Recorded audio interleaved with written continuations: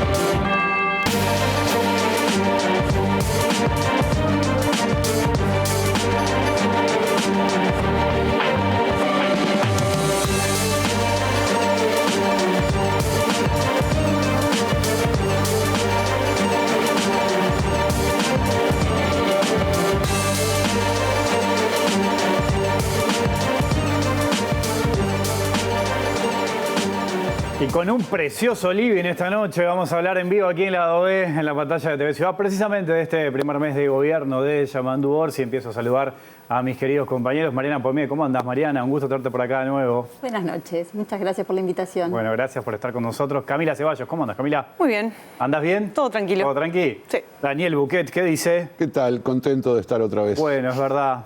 ¿Todo bien? Todo bien, por Bueno. supuesto. Mejor por estar acá con nosotros en este precioso living. ¿Cómo has visto, Mariana, este primer mes? ¿Qué destacarías, por ejemplo, de esto que ha pasado del gobierno de Yamandú Orsi? Bueno, fue un mes relativamente tranquilo para lo que es una gestión presidencial, ¿no? Creo que fue un mes de acomodo, donde el gobierno se ha jactado de estar haciendo un diagnóstico de la situación y con cómo se encuentra en las distintas áreas, los distintos ministerios, pero a la vez ha empezado como a armar su año de gobierno, ¿no? Eso que tú decías de las 63 campos de actividad o medidas, distribuirlo entre distintas áreas de gestión o distintos ministerios. Es una metodología interesante de trabajo que hasta ahora no habíamos visto, con lo cual me parece que han puesto en marcha el gobierno. Por otro lado, la oposición hoy llegando a acuerdos en cuanto a la distribución de cargos y eso es importante porque se necesitan las veñas para que muchas cosas efectivamente empiecen a funcionar. Y después un Orsi que está estrenando presidencia, develándonos un poco cómo va a ser su modo de vincularse, ¿no? Había muchas expectativas después de un presidente tan mediático y tan activo, cómo iba a desempeñarse un candidato que durante la campaña se lo acusaba de desaparecer y de no hablar. Y bueno, yo creo que ha estado en el medio, ¿no? Ya no es el Orsi que no habla, pero no es el hombre tan comunicativo y mediático como era Lacalle Pou, ¿no? Ahora me gustaría volver ahí, eso es un buen punto ese. Camila, ¿qué destacarías vos? Primero que me parece bastante insólito, pero no por eso malo, estar como yendo mes por mes a ver cómo le fue al gobierno. Está bien, porque es el primer mes después de un discurso que fue bastante interesante, rescatado, los discursos que dio Orsi en los distintos, en la Asamblea General y después en la plaza. Y después me parece que esto estuvo muy marcado justamente por el diagnóstico y a pintar un mapa de situación general de los distintos ministerios y a nivel de macro. Eso me parece que le llevó bastante tiempo al gobierno, tanto así como negociar a la interna algunas cuestiones de los cargos, pero no tanto al gobierno en sí, sino a la oposición que también le marcaron su ritmo. Un punto que me parece muy interesante y que después podemos, si se quiere desarrollar más, es el rol que está teniendo o que se espera que tenga la OPP en este gobierno. Veremos cuánto efectivamente después se efectiviza ese rol protagónico en algunas arenas de política, pero bueno, eso es como las primeras pinceladas. Bien. Daniel. Mira, yo veo el arranque del gobierno, incluso antes de que arranque, en los meses del verano, con el signo de la prudencia. Los gobiernos suelen arrancar con algunos anuncios rimbombantes, ¿viste? Con algunas medidas populares en general, en torno a las cuales se habían generado expectativas, y básicamente no tenés anuncios, ¿no? Me parecía como interesante destacar en una de estas comparecencias que se iba a renovar el beneficio del IVA para restaurantes y hoteles. Bueno, genial, ¿no? Porque es a partir de hoy, porque vencía creo que el 31 de marzo, entonces bueno, lo renovamos, bien. ¿Y por qué veo esto? Bueno, hay dos factores. El factor político son las elecciones subnacionales, que son ahora en un mes y una semana, ¿no? Entonces, bueno, se supone que este calendario electoral fue diseñado con la intención de que el gobierno entrante se favorezca con el impacto de su, popularidad, el hecho de haber ganado la elección, asumir, luna de miel. Y del otro lado, para mí la prudencia fiscal, pero hay muchas prudencias, ¿no? Pero si hay una frase que se repite, yo no sé si hoy no la dijeron de nuevo, o hoy no salió de nuevo en los titulares. La situación es mucho peor de lo que esperábamos. Eso se ha dicho en más de un área, ¿no? Seguridad, economía, ni que hablar, ¿no? Se ha dicho en seguridad, donde también hay mucha prudencia. En algunas empresas públicas también. Empresas públicas. Y a mí me da la sensación de que este gobierno asumió con una fuerte expectativa en algunos ámbitos de la izquierda, de los sindicatos, enseñanza o el PIT-CNT en general, y que el gobierno no está pensando en atender esos reclamos de forma inmediata y categórica, ¿no? Sino que está diciendo, déjame ver, déjame contar la plata y déjame ver cuánto tengo. Y que todo lo que está anunciando es que mirá que hay menos plata de la que pensábamos. Así que si vos pensabas en 10, empezá a pensar en 5 y yo te diría que capaz que llegás a 2. Porque ese es un escenario, digamos, donde desde la designación del ministro de Economía, ¿no? Del anuncio de su designación, que generó, este amigo de los empresarios, que en sectores de izquierda generó hasta rispideces, prudencia fiscal, equilibrios macroeconómicos, yo creo que el gobierno está tratando de no tirar ninguna mala noticia o dejar insatisfecha alguna de esas expectativas, por lo menos en el corto plazo, antes de las elecciones municipales. Sí, Mariana, hoy dejabas algo picando ahí interesante en el tema de la comunicación de Yamandú Orsi, ¿no? De lo que se hablaba mucho. Y también hablabas de la calle Pou. Me da la sensación que nosotros tuvimos en los últimos tiempos los dos modelos de presidentes muy mediáticos, la calle Pou, Mujica, que salían a hablar. La otra cara de la moneda, que era capaz Tabaré Vázquez, ¿no? Que no hablaba mucho. Sanguinetti quizás lo puedo meter también en esa línea. Esto de Yamandú Orsi, ¿cómo lo ves? ¿Cómo lo imaginas? Porque algunos que siguieron, por ejemplo, a Orsi como intendente te dicen, se parece mucho a ese Orsi cuando era intendente, que quizás no salía mucho o salía poco. ¿Cómo lo ves eso? A ver, yo creo que naturalmente, si vemos lo que fue su gestión en Canelones, es un hombre que delega mucho en sus equipos, ¿no? Canelones fue una gestión donde los equipos, si bien no eran tan conocidos, nosotros trabajamos bastante en Canelones, en cuanto a las personas, sí eran activos y eran los que tomaban las decisiones, ¿no? Y entonces él no estaba hablando sobre ellos, cada uno hacía lo suyo. Yo creo que él va a apuntar a eso. Él eligió ministros en áreas claves que por sí mismos pueden dar, y creo que él los va a dejar dar, a diferencia de la calle Pou, que fue un presidente mucho más personalista, donde él salía a hablar por las áreas o por las distintas áreas de gestión.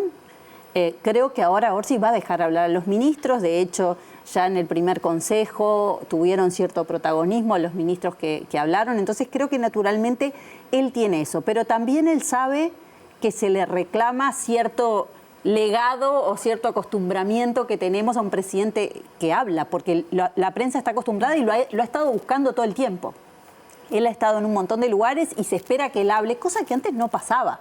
Lo que pasa es que nos acostumbramos a un Lacalle Pou que siempre hablaba. Entonces creo que él ha tratado de estar, de mostrarse cercano, de no ser cortante, de no dejar a los periodistas sin ninguna información, pero a la vez no ser protagonista, no ser él el que haga los grandes anuncios, ni ser... Entonces me parece que vamos a tener como un perfil no tan mediático, pero tampoco como hubiera sido naturalmente un Orsi, que creo que hubiera sido mucho más de estar detrás de bambalinas. Creo que no lo va a hacer porque hay expectativas sobre él y su virtud de cercanía, que siempre se destacó, creo que va a tener que ejercerla.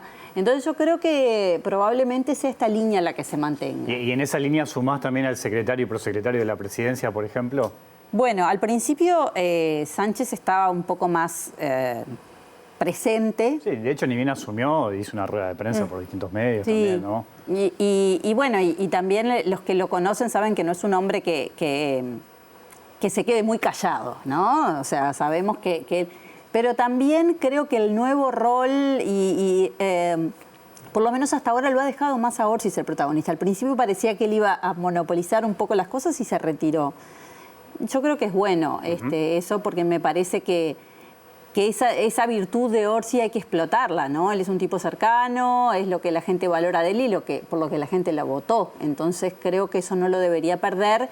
Y me parece que Sánchez al principio parecía como que iba a tomar un poco más el protagonismo y pasó un mes, ¿no? Estamos especulando de 4 semanas. Puede pasar cualquier cosa. Pero bueno, si esto se mantiene, podría ser algo así. Sí. Dejaste picando lo de la UPP, Camila, a ver. Sí, y también lo voy a vincular con otra cuestión que decía Mariana hace un rato, esta idea del gobierno de Yamandú de armar equipos, también de señalar responsabilidades. En este documento que surge de los 63 objetivos para el gobierno, se marca claramente quién va a ser responsable de qué cuestión de política. Y eso es interesante, sobre todo porque también los jerarcas que están en el gobierno van a tratar de hacer todo bien para mantener su cargo, o al menos cumplir la meta. Uno espera que pase eso.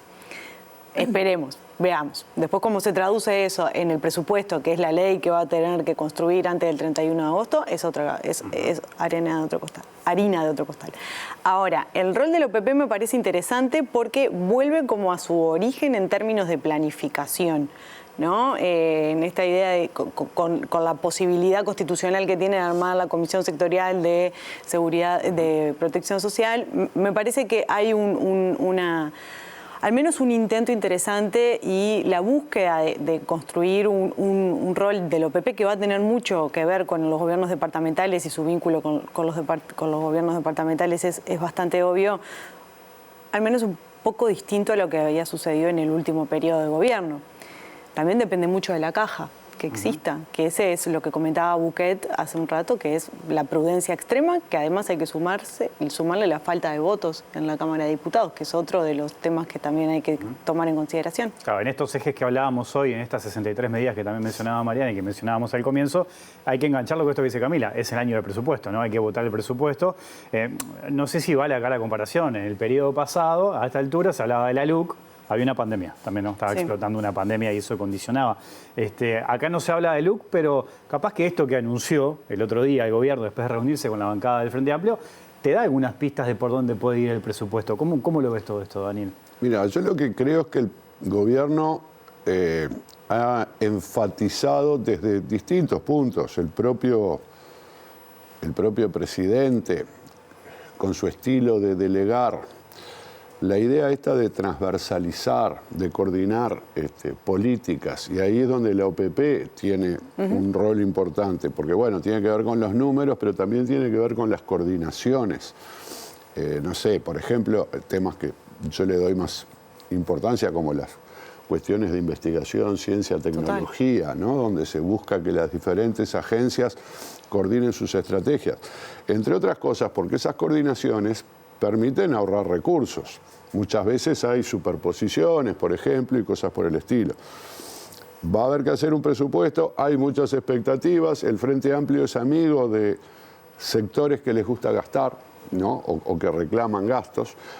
Solo por ponerte dos ejemplos. A ver. Claro, porque el gobierno es amigo de los sindicatos que promovieron un plebiscito para reducir la edad de jubilación, o retornar a la anterior edad de jubilación y aumentar la jubilación mínima.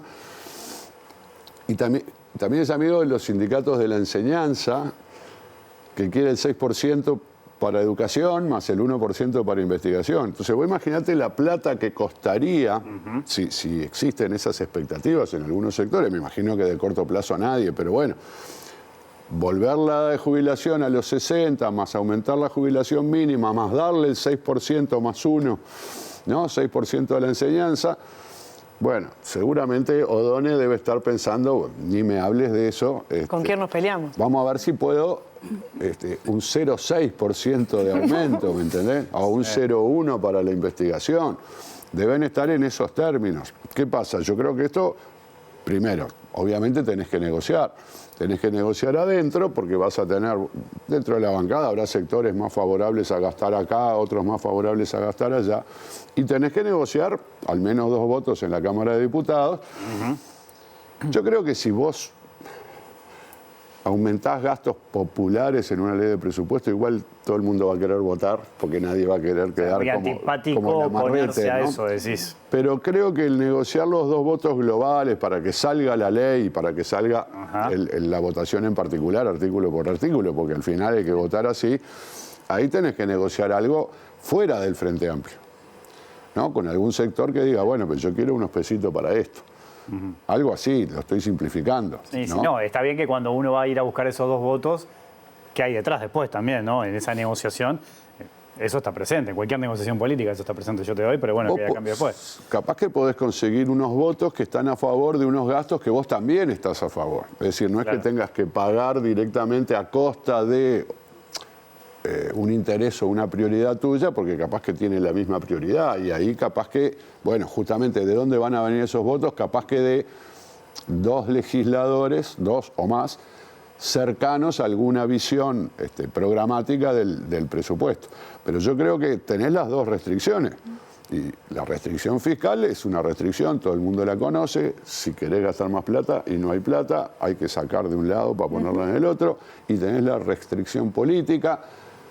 Necesitas esos votos y tenés que convencer, además de a tu partido, a alguien más que lo vote, y eso complica el escenario. Y por supuesto, yo creo que antes del 11 de mayo no vamos a saber nada. Antes de la elección. ¿No? Porque cualquier decisión que vos tomes va a dejar desconforme a alguien. Bien, buen punto ese. Tomo esto que decía Daniel, Mariana, y le pregunto a los 3, ¿no? Esto de la negociación. A mí me da la sensación que la oposición se está como armando o calentando motores. Está el tema de los cargos todavía, ¿no? Que hay que definir. ¿Cómo lo están viendo a la oposición? Yo creo que la oposición está pasando por distintos procesos. El primero es que todavía no terminaron de sanar las heridas que quedaron de la elección de octubre y de noviembre. Hay en la interna tanto del Partido Nacional como del Partido Colorado una disputa por los liderazgos a su estilo. El estilo del Partido Nacional siempre es más sangriento y dramático, y el estilo del Partido Colorado es más pragmático y silencioso. Pero bueno, ahí lo hemos visto ahora en esa discusión que aparentemente quedó zanjada hoy con la repartición de cargos dentro de cada una de las internas. Entonces eso les ha consumido muchas energías, ¿no? Por otro lado, la concreción de llegar a los 40, de los 34, bueno, también era un objetivo para ellos tener más cargos para distribuir y después defenderse, ¿no? Que era parte también de esa distribución de cargos de la que se hablaba, porque saben que el gobierno, bueno, está haciendo esta especie de diagnóstico de situación, entonces todos los días sale alguien del gobierno anterior a decir que no es tan así lo que se dice, que en realidad... Porque el gobierno está mostrando en distintas áreas, revelando en distintas áreas que la situación es peor de la esperada y bueno, y obviamente el gobierno saliente sale a decir esto no es así. Entonces me parece que tiene muchos flancos que atender la oposición y que recién se está armando, ¿no? Hace un mes y tiene que procesar todos estos duelos, todas estas situaciones y resolver todas estas cosas. Y a la vez el Partido Nacional tiene internas en distintos departamentos con sus elecciones departamentales, que no son menores, sobre todo para el Partido Nacional, que es el que probablemente gane más intendencias, que en algunos departamentos tiene sus conflictos y algunos cargos todavía en disputa que pueden quedar en una intendencia o pueden querer quedar en otro lado. Entonces creo que eso también enlentece un poco este proceso. Pero bueno, la veo con muchas cosas que atender. Ajá. Camila, ¿vos cómo lo estás viendo? Sí, me parece que quizás lo más, una puntualización, pero de quisquillosa, yo no llamaría la oposición, sino las oposiciones todavía no existen como partido, independientemente de que se... Etiqueta electoral son en 3 departamentos, está bien que le llamemos oposición, pero no son todos lo mismo y aparte, como decía Mariana, cada uno está teniendo su disputa interna, ¿no? Cabildo Abierto quizás sea la persona, probablemente el partido más...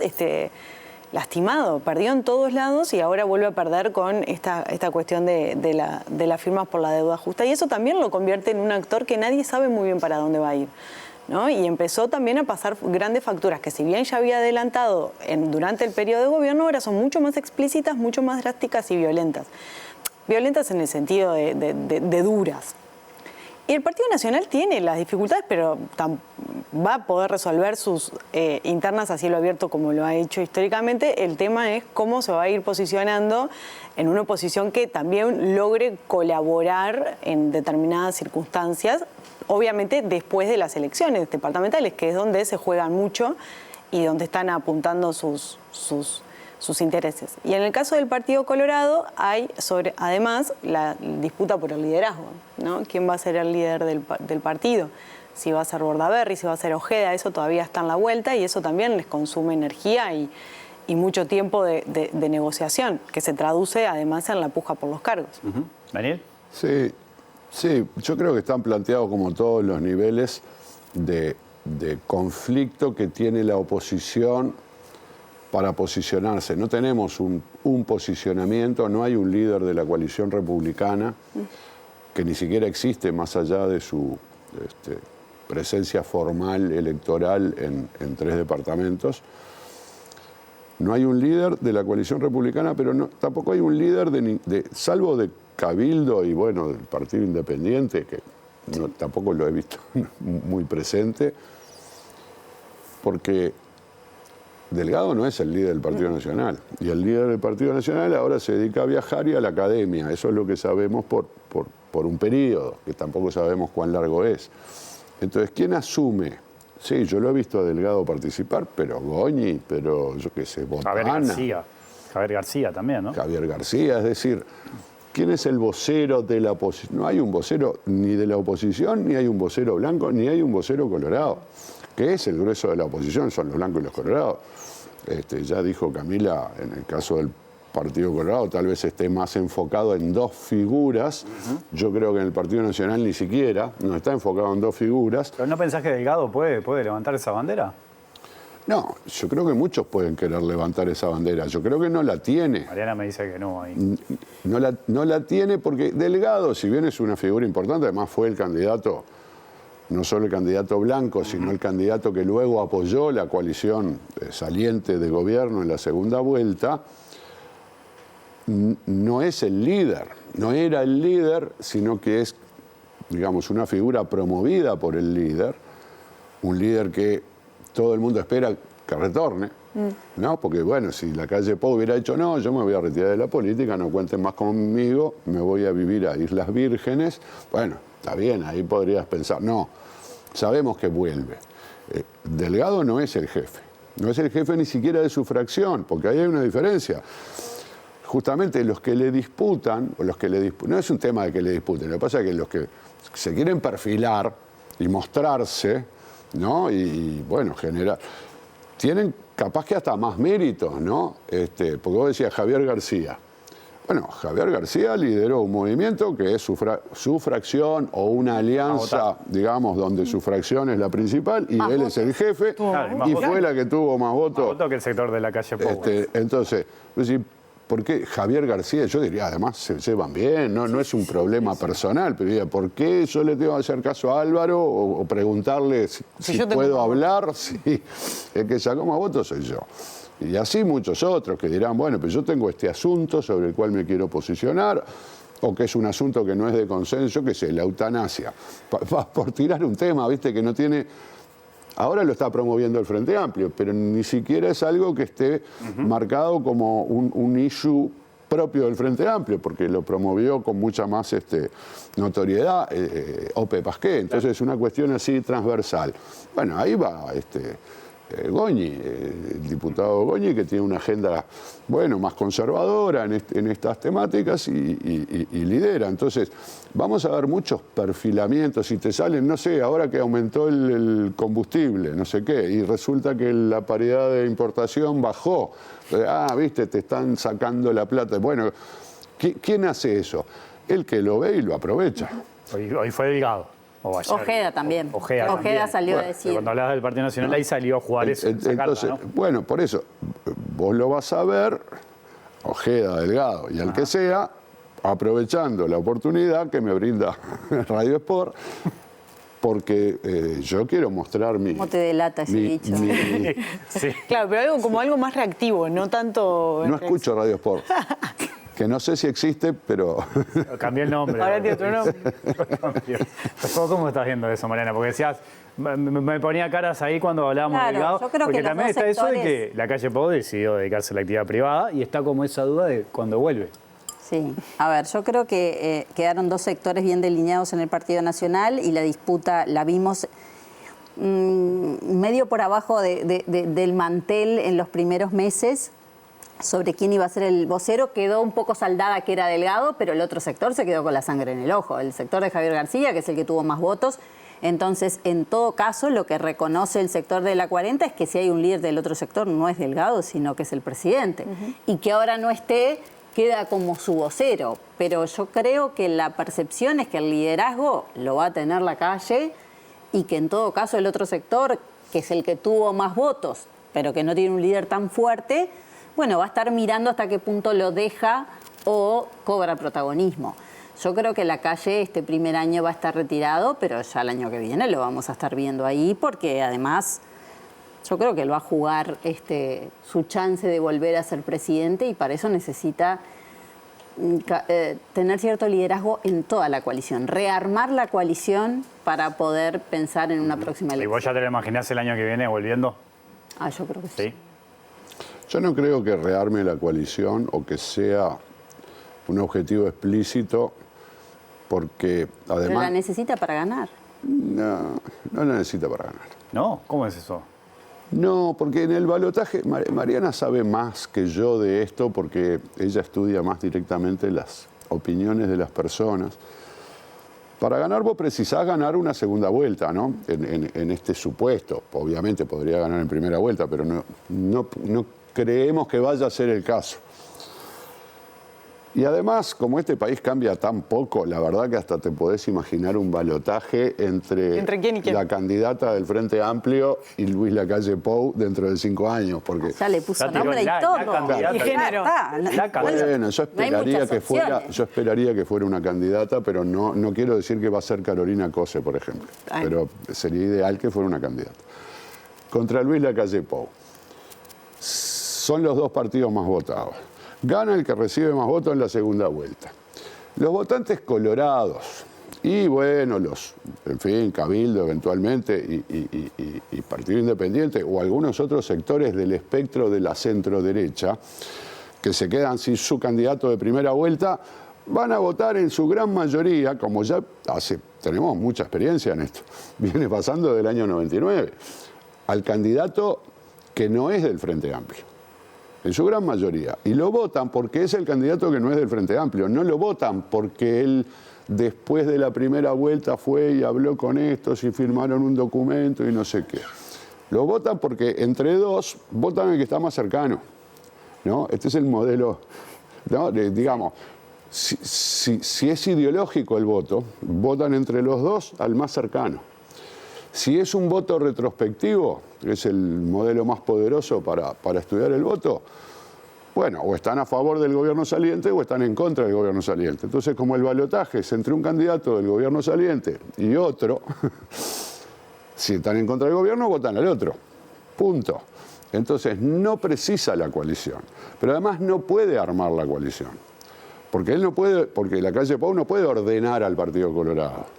Él puede pretender protagonismo, primero, ordenar poner todos los patitos en fila en el Partido Nacional, transformarse en el jefe lo menos cuestionado posible dentro de su propio partido y en todo caso liderar la oposición. Eso sí lo puede liderar la oposición en el sentido de que es el que habla, el que cuestiona al gobierno, es la contracara del gobierno.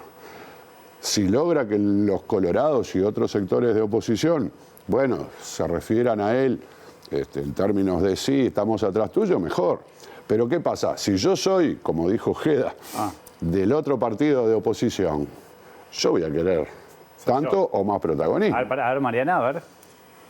Yo creo que en todo este juego va a depender mucho de cómo le vaya a Orsi. Si a Orsi le va bien, la coalición va a tener miedo de que se continúe, entonces se va a rearmar como coalición. Yo creo que los incentivos van a estar en función de cuán bien o cuán mal le vaya a Orsi. Si a Orsi no le va medianamente bien, la Calle juega solo. Pero si le va muy bien, necesita jugar con la coalición.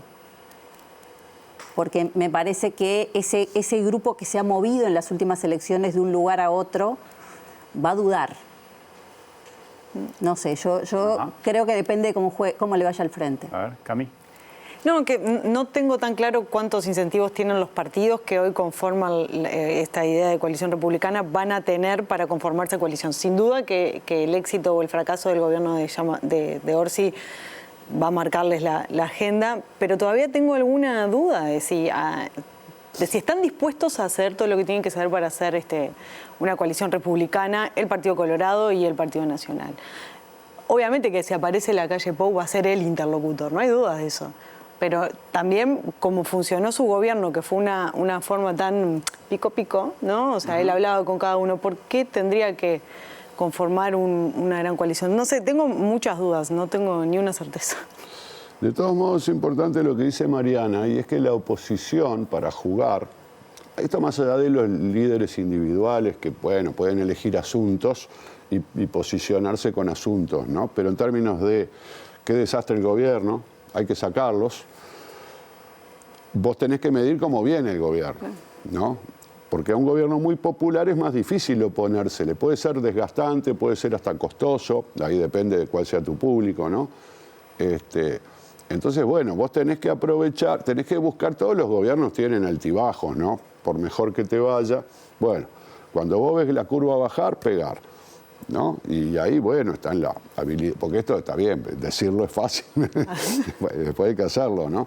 Encontrar el asunto, encontrar el momento,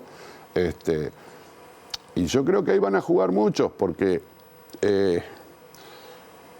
vos podés hacer como hice yo, de una manera grosera, ¿no? Decir, bueno, lo que va a pasar dentro de 5 años es esto, entonces todo el mundo se iría para su casa, porque yo que sé, ¿qué haría Ojeda si yo tuviera razón? Diría, vos pensás que estamos hablando del primer mes del gobierno y Bukele ya tiró el balotaje. Es impresionante. Decí quién gana el Mundial. Yo por lo menos di la expectativa de ver cómo le va al gobierno del Frente Amplio.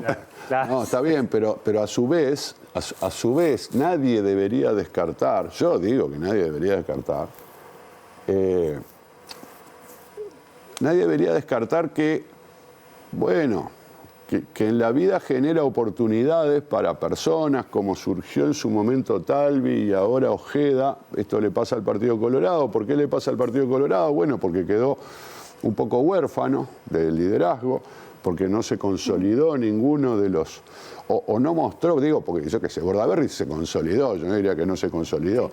Creo que Bordaberry lo que pasa es que mostró que tenía como un techo. Dijo, bueno, yo adentro del Partido Colorado gano porque tengo mis apoyos, tengo mi potencia, pero llegué al 17% y después me caí. Y como que no pude avanzar más de eso. Talvi parecía que despegaba y después no despegó. Ojeda otra vez lo mismo. ¿Por qué no va a aparecer, o el mismo Ojeda en este caso, o Bordaberry en una revancha de la revancha, o una figura nueva que reposiciona el partido? Claro, si vos tenés del otro lado a Luis Lacalle Pou, que mantiene todo su prestigio, toda esa aura, es muy difícil que eso ocurra, ¿no? Pero vos siempre vas a tener que buscar estar lo mejor ubicado que puedas. Y Uruguay tiene un sistema político, partidario y basado en lo electoral, donde lo que valen son los votos, ¿no? Acá la moneda de cambio entre los políticos son los votos. Vos valés y tenés votos. Y entonces, si yo que yo no soy Luis Lacalle Pou, pero quiero estar en el próximo gobierno de Luis Lacalle Pou y quiero ocupar el lugar mejor posible, lo que voy a tener que hacer es asegurarme que en esa elección, en el Partido Colorado, donde sea, o en el balotaje, pero en el balotaje vos no marcás los votos. El tema, ahí en la primera vuelta, mostrar los votos que yo tengo. Porque esos votos después se cambian por ministerios, por cargos en los entes autónomos y embajadores. ¿No? Ahora, es una coalición distinta, ¿no? Porque entre otros está Salle, por ejemplo.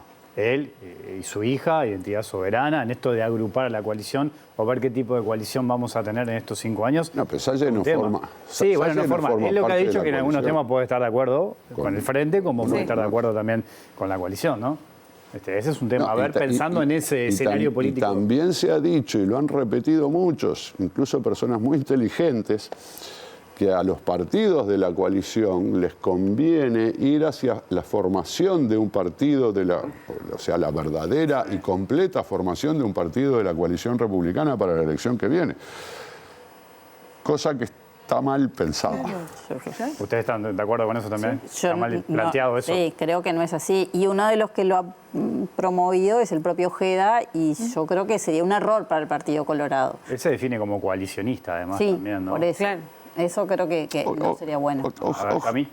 No, pero también hay gente del Partido Nacional. Ojeda fue el más difícil, pero dentro del Partido Nacional también. Javier García lo ha dicho en algunas oportunidades, que es un tipo inteligente. O sea, tiene votos, tiene lo que... Pero lo que pasa es que el Partido Nacional lo dice desde el punto de vista de que él se comería el Partido Colorado. Claro, obviamente. Es difícil cuando te lo dice un Colorado que terminaría siendo absorbido por el Partido Nacional. Totalmente.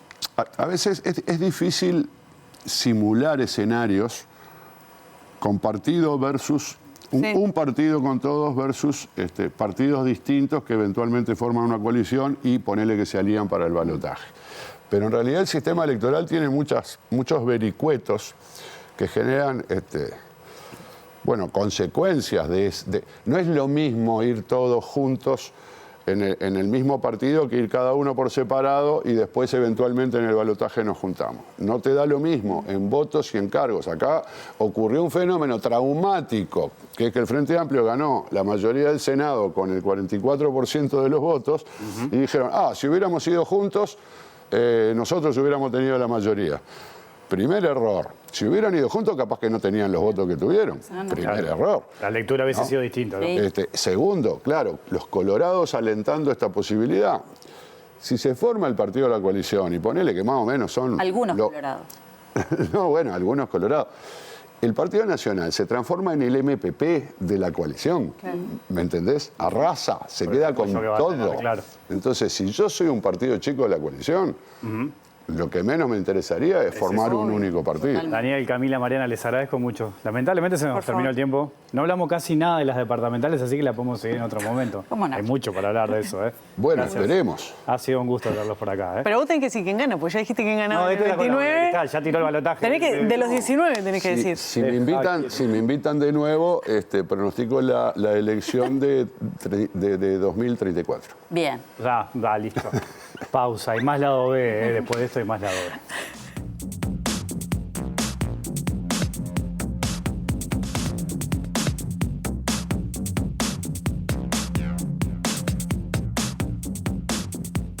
Y simplemente vuelvo para decir adiós. Lado B vuelve mañana a las 20 horas. Que pasen bien. Chao.